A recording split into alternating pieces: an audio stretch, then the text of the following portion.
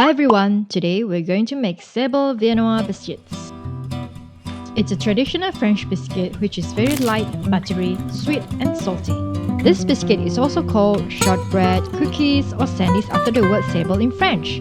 Why sandies? Well, when it was created in the year 1670 in France, a baker discovered a sandy mix by rubbing flour, sugar and butter, and the name sable, which means sand, stuck to this day. Today, we're using another method called creaming, where butter and sugar is creamed to a pale cream color.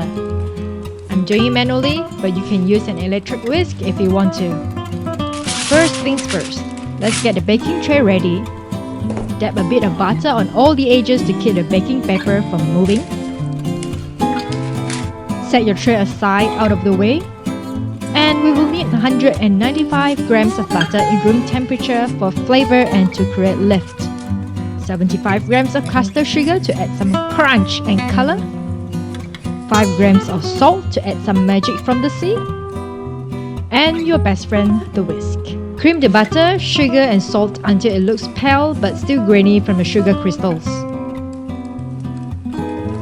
Creaming butter means creating a dense form by whisking air and sugar crystals into the semi-solid butter. Since sugar is not soluble in fat, it carves more bubbles into the butter.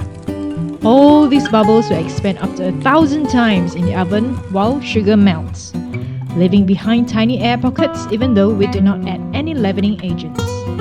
While sugar melts, the biscuit mix is coated with a layer of sticky sugar and the outer layer turns brown from the heat. Next, add in 60 grams of egg whites bit by bit until everything is well mixed.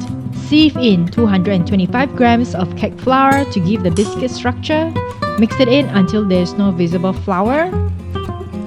Let's prepare our piping bag and a tall glass to rest it in.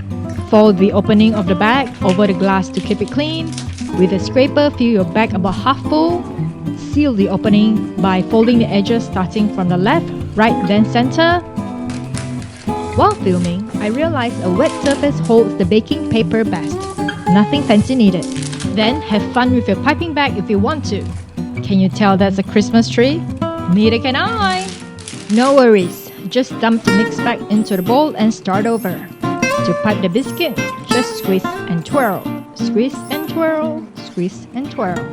Bake for 50 minutes at 190 degrees Celsius, then keep the biscuits in the oven with the door slightly open for the next 5 minutes to crisp them up.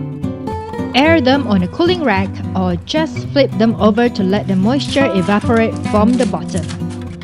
Wait for an hour or so to let it cool, then store them in an airtight container to serve during Christmas party or just hide it and keep it all to yourself. Thank you for watching. If you want to download this recipe, please visit matchtintin.com. And please remember to subscribe for more and I'll see you in the next upload. Adios!